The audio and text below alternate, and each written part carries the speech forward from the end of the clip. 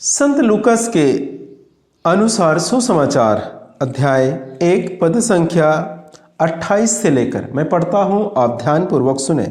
स्वर्गदूत ने उनके यहाँ अंदर आकर उससे कहा, प्रणाम प्रभु के कृपा पात्री, प्रभु आपके साथ है। मेरे प्यारे भाई और बहनों, आप सभी को जय यीशु। आज हम परमेश्वर के वचन के अनुसार थोड़ा देर मनन चिंतन करेंगे और आज का विषय है जपमाला, रोसरी प्रार्थना, जो हम हर दिन पारिवारिक प्रार्थना जो परिवार में मिलकर बोलते हैं शाम के समय, सुबह का समय, उस प्रार्थना और वो प्रार्थना जो है कैथोलिक कलीसिया दिए हुए प्रार्थना है। और उस प्रार्थना का हम ये भी कह सकते हैं, उस प्रार्थना को ये भी कह सकते हैं कि ये त्रिएक ईश्वर की प्रार्थना है।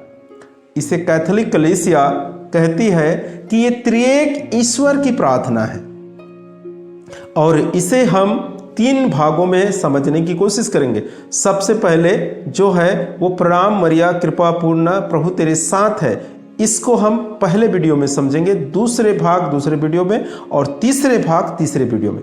इस प्रकार से हम समझेंगे, नहीं तो ये वीडियो बहुत लंबा हो जाएगा। तो आज हमारे बीच में दूसरे ग्रुप के लोग, हमारे कमजोर विश्वासियों को, जिसके पास भरपूर विश्वास नहीं है, विश्वास में नहीं बढ़े हैं, अभी अभी विश्वास में आए हैं, ऐसे विश्वासियों को दूसरे ग्रुप के लोग आकर भड़काते हैं कि देखिए ये जो प्रार्थना है वो मूर्ति पूजा का प्रार्थना है।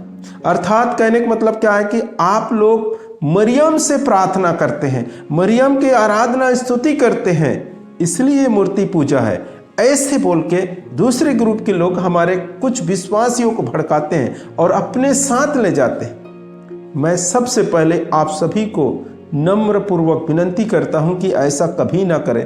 पूरा इसके बारे में पूरी रीति से आप जांच पड़ताल करें कि सचमुच ये मूर्ति पूजा है या नहीं। अच्छे जानकार लोग, जो पुरोहित लोग हैं, उनसे आप संपर्क करें, पूछताछ करें, तभी आप अपने कदम इस सच्चे कलीसिया से, ये कलीसिया जो है वो सच्चा कलीसिया है, वो प्रभु यीशु मसीह के कलीसिया है, जिसे प्रभु यीशु मसीह स्थापित किया और संत पैतरुस को दिए हुए कलीसिया है। आप इस कलीसिया से तब तक अपने पैर बाहर न डालें जब तक आप इसके विषय में विचार विमर्श ना करें, उसके बाद ही जाए। ऐसा नहीं किसी के बहकाव में आकर चले जाए, ये गलत है। आप पूरी रीति से इसके विषय में जानकारी लें।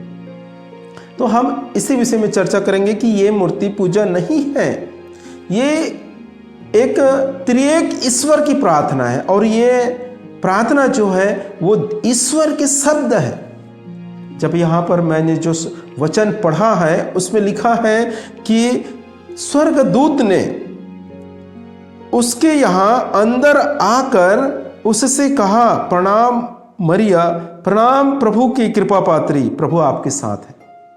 किसने कहा? स्वर्गदूत। कौन से स्वर्गदूत? गब्रिएल स्वर्गदूत, जो ईश्वर के सम्मुख उपस्थित रहते हैं। और इससे पहले जकरियास को उसने दर्शन देकर प्रभु के मंदिर में वेदी के सम्मुख उपस्थित होकर जकरियास को दर्शन देकर उसके बारे में बताया कि आपको एक पुत्र होने वाला है, प्रभु आपकी प्रार्थनाओं को सुन लिया है। और उसने विश्वास नहीं किया तो उसके स्वर्गदूत ने कहा, जब तक ये भविष्यवाणी पूरी नहीं होगी तब तक आप गूंगा रहेंगे। और वैसे ही हुआ। तो वही स्वर्गदूत पवित्र मरियम के पास आकर, उसके घर पे आकर, अंदर आकर कहता है कि प्रणाम प्रभु की कृपा पात्री, प्रभु आपके साथ है। और यही शब्द को हम नित्य निरंतर प्रार्थना के रूप में हमारे कैथोलिक कलीसिया जो बनाकर दिए हैं, जप माला, रोसरी प्रार्थना करके हम बोलते हैं। तो हम जो बोल रहे हैं वो मूर्ति पूजा कैसे हो सकता है? हम तो यहाँ बाइबल के शब्द को, परमेश्वर के वचन को बोल रहे हैं। जबकि हर एक कैथोलिक कलीसिया हो या संपूर्ण लोग जो विश्वासी हैं, जो प्रभु पे विश्वास करते हैं, वो जानते हैं कि ये जो वचन है, ये जो धर्म ग्रंथ है हमारा बाइबल, जिसे हम बाइबल कहते हैं, वो ईश्वर की शब्द है और वो पवित्र है, ये हम जानते हैं। और उस शब्द को दोहराने से कैसे मूर्ति पूजा होगा? यहाँ पर जो हम प्रार्थनाएं बोलते हैं वो इस वचन का प्रार्थना है। वचन में लिखा है प्रणाम प्रभु की कृपा पात्री, प्रभु आपके साथ है। उसी वचन को हम दोहराते हैं, प्रणाम मरिया कृपा पूर्ण प्रभु आपके साथ है। इसी वचन को तो हम दोहराते हैं, प्रणाम मरिया कृपा पूर्ण प्रभु आपके साथ है। क्या दूसरे वचन है? नहीं, इसी वचन को हम दोहराते हैं। तो इस वचन को दोहराने से कैसे मूर्ति पूजा हो? और दूसरी बातें क्या है कि लोगों को कहना क्या है, जो बाकी ग्रुप के लोग कहते हैं मरियम को ईश्वर समझते हैं, उसकी स्तुति आराधना करते हैं, इस प्रकार से लोग कहते हैं। मरियम को कहते हैं, हम पवित्र माँ मरियम से कहते हैं कि हमारे लिए विनती करो, क्योंकि वो प्रभु की माँ है।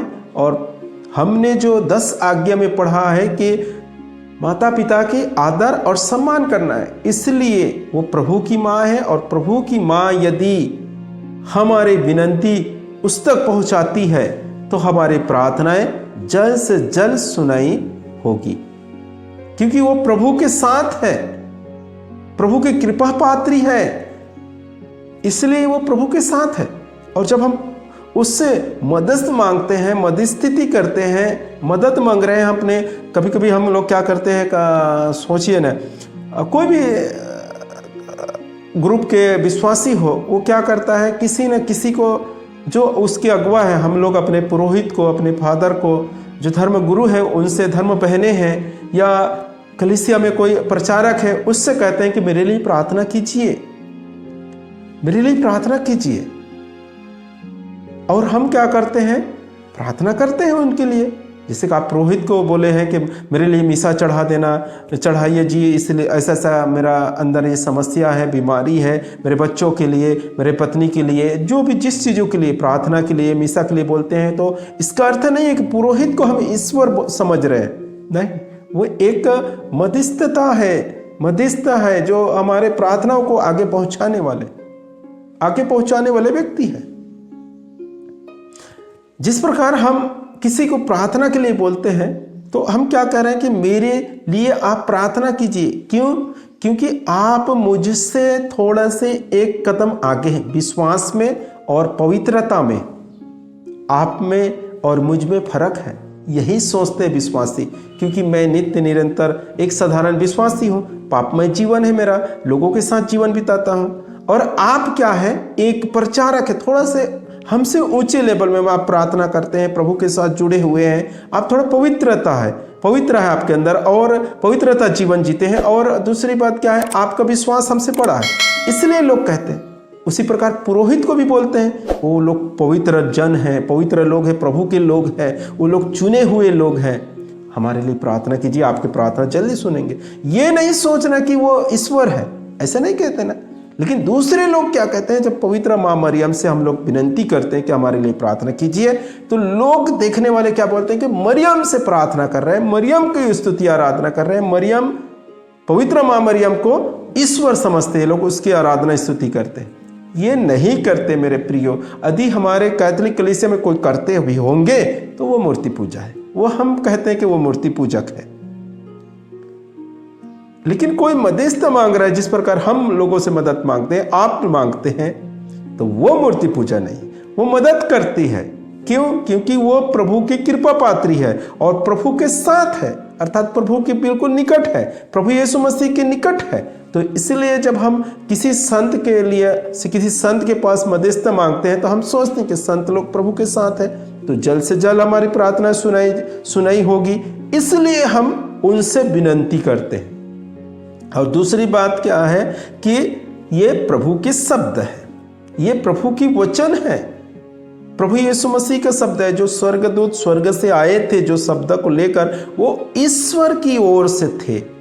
इसीलिए हम इसे पिता ईश्वर की प्रार्थना भी कहते हैं। पिता ईश्वर के शब्द है, अर्थात पिता ईश्वर की प्रार्थना है, क्योंकि स्वर्गदूत ने आकर मरियम से कहा, प्रणाम प्रभु की कृपा पात्री, प्रभु आपके साथ है। इसीलिए हमारे कैथोलिक कलीसिया में इसे ईश्वर की प्रार्थना भी कहा जाते हैं, क्योंकि ईश्वर के शब्द को गब्रिएल दूत ने लाया और गब्रिएल दूत ने उससे अंदर आकर कहता है, प्रणाम प्रभु की कृपा पात्री, प्रभु आपके साथ है। और इसी शब्द को हम लोग नित्य निरंतर दोहराते हैं। इसी शब्द के, इसी वचन के अनुसार प्रार्थना बनाए हैं और जप माला कहते हैं जिस प्रार्थना को, और उस प्रार्थना को हम दोहराते हैं। इसमें मूर्ति पूजा कहाँ से आ गया? यदि कोई भी व्यक्ति किसी संत को ईश्वर समझता है, पवित्र माँ मरियम को ईश्वर समझता है, संत पेतरुस को ईश्वर समझता है, संत योहन को ईश्वर समझता है, तो वो मूर्ति पूजा है। या किसी पुरोहित को ईश्वर समझता है तो वो मूर्ति पूजा है। लेकिन कोई व्यक्ति विश्वासी यदि उसे मध्यस्थता समझता है, मददगार समझता है, मदद मांगते हैं उससे प्रार्थनाओं के लिए, तो वो मूर्ति पूजा नहीं है। ये फर्क है। इसलिए मैं हमारे सभी विश्वासियों से मैं नम्र विनंती करता हूँ, आप सबों के पास मैं ये संदेश पहुँचाना चाहता हूँ कि आप अपने जिस कलीसिया में जुड़े हुए हैं, जिस कलीसिया बोले तो जो कैथोलिक कलीसिया में जुड़े हैं, वही सच्चा कलीसिया है। वही सच्चा कलीसिया है, वो प्रभु की कलीसिया है, प्रभु यीशु मसीह स्थापित किए हुए कलीसिया है। उसने संत पेतरुस के हाथ में लाठी देकर सौंप कर गया था कि मेरे भेड़ों को चराओ। वही कलीसिया कैथोलिक कलीसिया है। और इस कलीसिया में आप जुड़े हो, इसका कारण ये है कि आप बहुत ही किस्मत वाले हो, खुश नसीब हो कि आपको ये कलीसिया मिला है। परमेश्वर आप इस कलीसिया के आपको मेंबर बनाए हैं, सदस्य बनाए हैं, इसलिए आप बहुत ही धन्यवान हो, धन्य व्यक्ति हो।